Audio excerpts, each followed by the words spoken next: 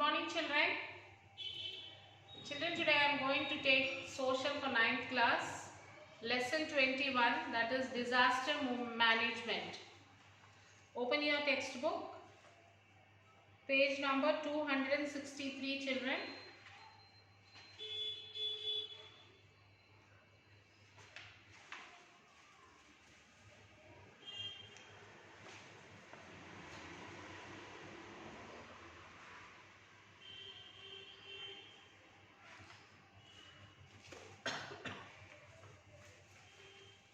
Textbook, page number 263.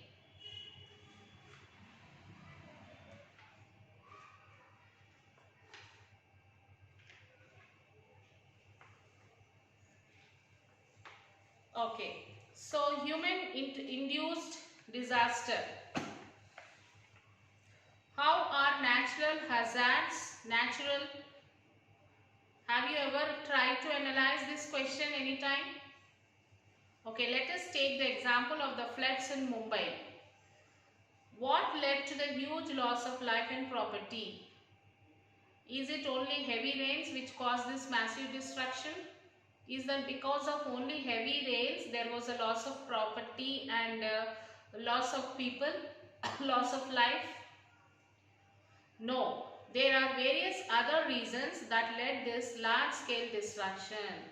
There is not, the only reason is not the rain, there is other reasons also for this lot of large scale destruction. Let us list some of them. Okay, unplanned growth of cities, increased population and lack of proper drainage facility. These are also causes for the destruction. If we look at the cause, all of them are human induced, and if we are more careful about them, many such disasters can be prevented. So, these all are the causes which has been caused for the disaster, for the destruction, for the loss of property and the loss of life. So, if we are little careful towards this, we can prevent the disasters. Okay, so we can say that natural hazards are not always natural. Natural hazards are not always natural. Sometimes because of the human being also this happens. Because human beings play a major role in including them. The disasters that are caused because of human negligence are deliberated by an individual or a group can be termed as human made. These disasters cause the most in terms of human suffering, loss of life and long-term damage to a country's economy and productive capacity. Let us now look different human-made disasters briefly. Accident-related disaster. So, road, rail and air accidents are some of the disasters that take place on a day-to-day basis. So, the road accidents, the air transport accidents, rail, water transports, day to day there will be an accidents. Rapid development and expansion of road network for better connectivity and the increase in number of motor vehicles have led to a substantial rise in lives of both passenger and freight movement. The number of road accidents and fatalities has also been growing in recent years. So, number of road accidents are now recently growing. It's increasing in recent years. In India, about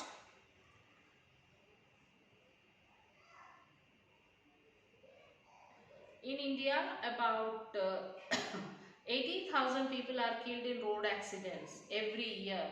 So, as you all know that in our country, in our India, there are so many people, thousands of people are being killed by road accidents, which is 13% of the total fatality all over the world.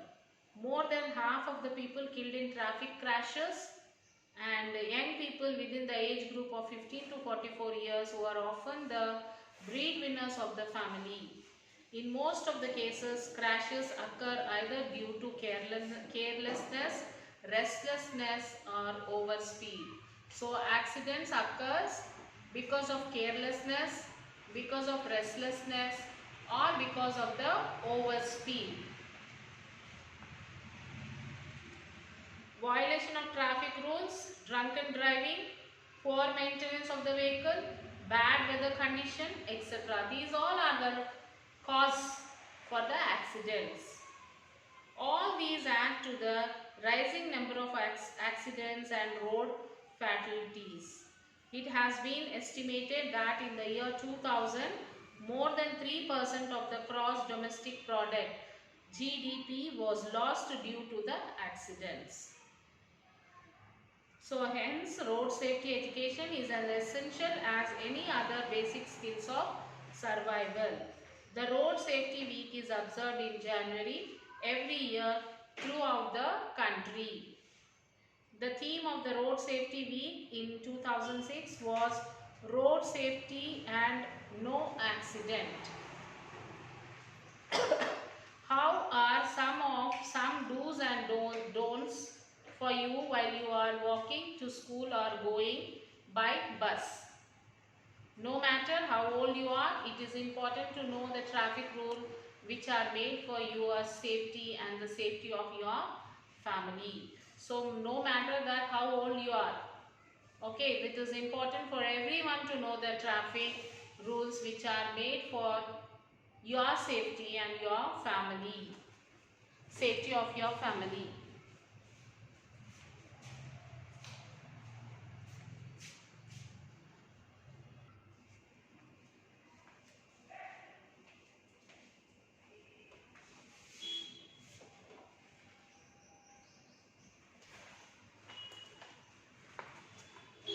Yes, do's and don'ts. Drive if you have a legal license and have attained the age of 18. If you are crossed 18, then only you are eligible to driving, and also you should have a driving license. Don't be impatient on the road and don't run on the road. Always walk on the footpath. If there is no footpath, walk on the extreme right hand side of the road. And never cross the road at the corner curve, as the motorist while taking the turn will not be able to see you in time. So cross only at zebra crossing and at traffic signals. Wherever such facilities are not available, look for a safe place to cross and look on either side before crossing the road. Don't try to get on a moving bus, rickshaw, as you might slip and fall. Know the road signals and honor them. Don't board a bus other than the one decided by the school. Be at the bus stop 5 minutes before the scheduled time. Leave home well in time. Board the bus when it has come to a halt and without rushing or pushing. Follow the queue. Don't shout or make noise in the bus, as it distracts the bus driver and diverts his attention. Hold on the railing of the bus if at all you have to travel standing in the moving bus. Don't sit or stand on the footboard of the bus. If you are riding a two-wheeler, then you must wear helmet so that your head is protected. Don't move or swing your body parts outside a moving or stationary vehicle. When exiting the bus, be careful that clothing and book bag with straps don't get caught in the handrail or door. More action the vehicle from the front only, not from back. If you drop something near or under the bus, tell the bus driver, never try to pick it up. The driver may not see you and begin to drive away. Okay, the following people should not drive vehicles. Having consumed alcohol. If a person is consumed alcohol, if a person is drunken, so he should not drive the vehicle. Have been taking any medicine or drug that affects their response.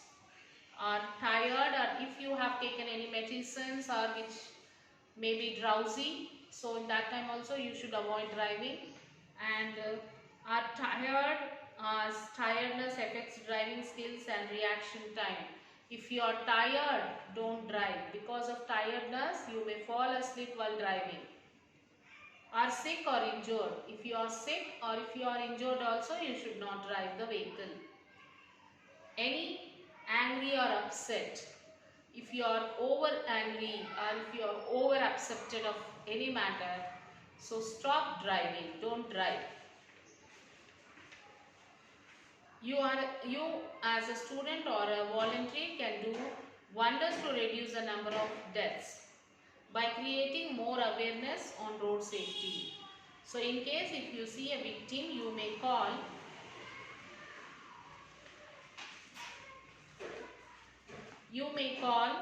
for 108. If you see any accident or anything happen on the road, what is your duty, children? You can call the vehicle. You may call to 108.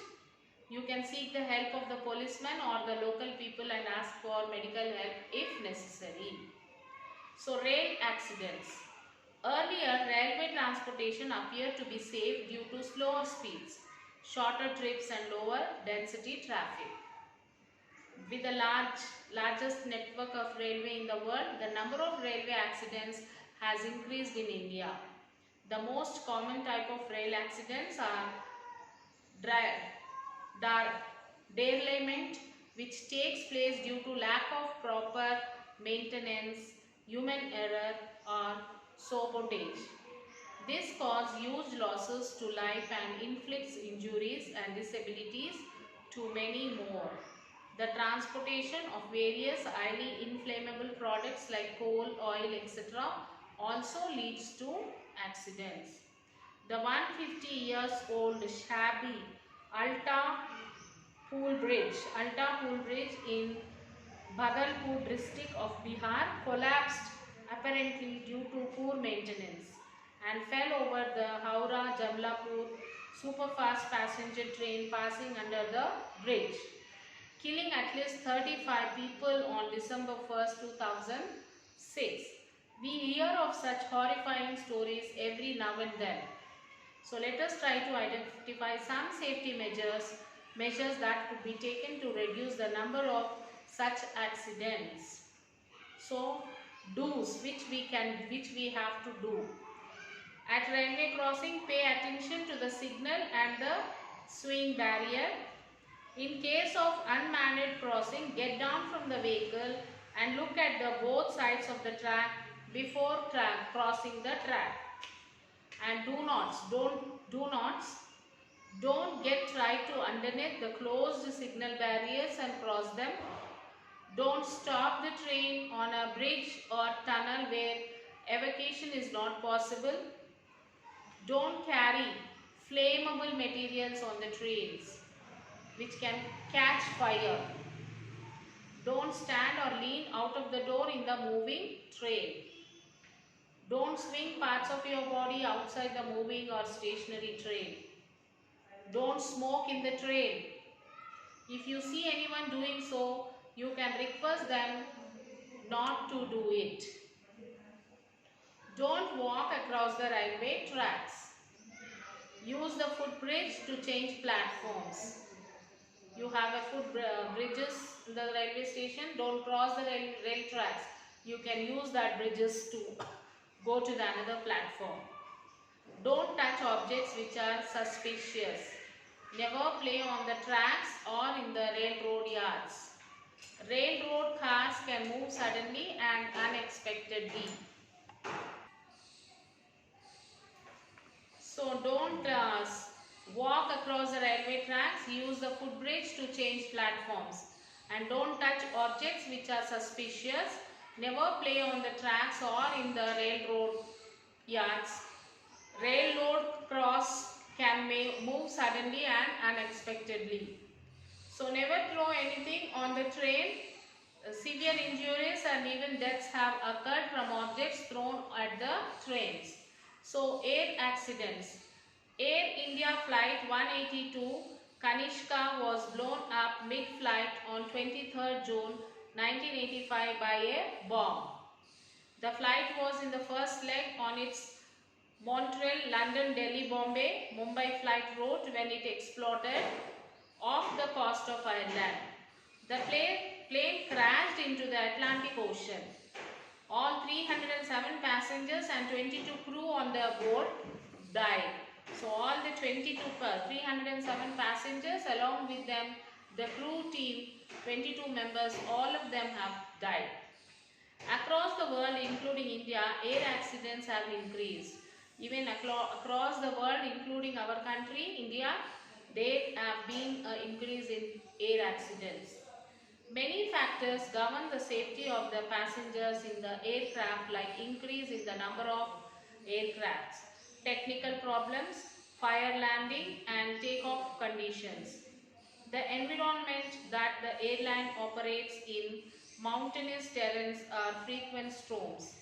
Factors like airport security in case of hijackings, bomb attacks, etc.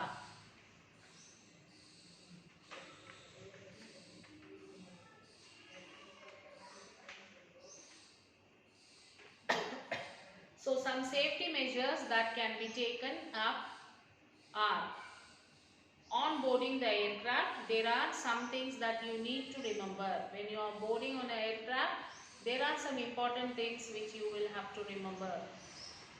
Pay attention to the flight crew safety demonstration. So there will be a demonstration, the flight, like the crew member of the flight, they will come and demonstrate. You have to follow that instructions very strictly and follow it. Carefully read the safety briefing card that is there in the seat pocket. So there will be a safety briefing card in your seat pocket. You will have to read that very carefully. Carefully read it and follow it. It's not that only read it and do whatever you like. Know where the nearest safety emergency exit is and know how to open it in case of emergency. So you must know where is the emergency exit.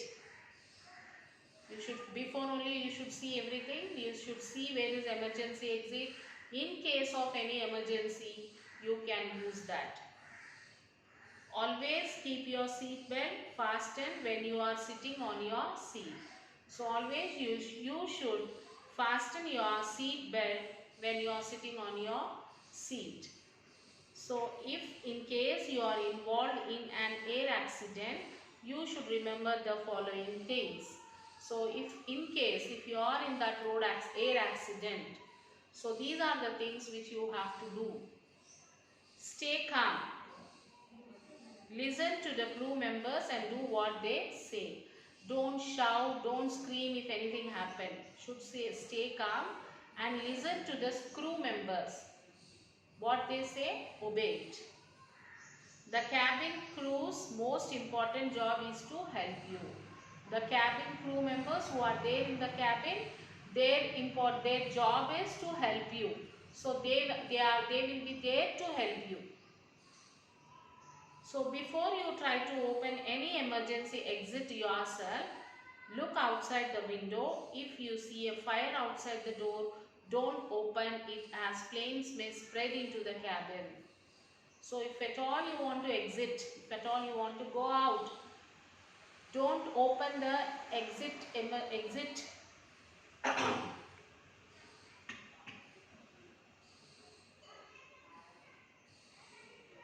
So don't open the windows. First you see out from the window, see if any danger or any flames are there. If there is no flame, nothing is there, then only you will open and you will go. If there is a flames, if you open the window, the flames may come inside. Okay, so before opening the window, you must look outside. So before open any emergency, you must exit yourself, you must see outside. Remember that smoke rises up, so try to stay down if there is smoke in the cabin. Follow the track of emergency lights embedded on the floor. They lead to an exit. Cover over your nose and mouth with a cloth. So these are the precautions, these are the things which you can remember if you are involved in any air accident. So there are many things, children, which you have to remember while you are walking on the road, when you are traveling. All these things you have to follow. So now children, till here you will have to read the lesson and you will have to write the question answers for first and second one, that is explain how a natural hazard becomes a disaster, and what is terrorism, what are the motives of terrorists. These are the two questions which you will have to write the answers for that. Explain how a natural hazard becomes disaster. Okay, a natural hazard turns into a disaster when a lot of people get trapped in it and sadly lose their life to hazard, and very few steps are taken to save such people. Natural hazards are severe and extreme weather and climate events that occur naturally in all parts of the world. Human and material losses caused by natural disasters are a major obstacle to sustainable development. A natural hazard might be a cliff overhanging a group of houses. It becomes a disaster if the cliff falls and causes harm to the building or people that live below it. A natural hazard is a threat of a naturally occurring event will have a negative effect on human. This negative effect is what we call a natural disaster. So by issuing accurate forecast and warming in a form that is readily understood, and by educating people how to prepare against such hazards before they become disaster, lives and property can be protected. And next is, what is terrorism? What are the motives of terrorists? A common definition of terrorism is the systematic use to threaten use of violence to intimidate a population of government and thereby affect political, religious or ideological change. Motivation of terrorism, that is, terrorism is a type of violence used tactically in peace, conflict and war. The motivation of terrorists are quite various depending on what they hope to accomplish. The majority of the motives can be broken down into three broad areas: rational, psychological and cultural. Although some motives are difficult for the majority of the world to comprehend given a motive, a terrorist group has a purpose for violence. So these two answers you will have to write, children. So read the lesson and write the question answers. Try to read the lesson completely and write the answers.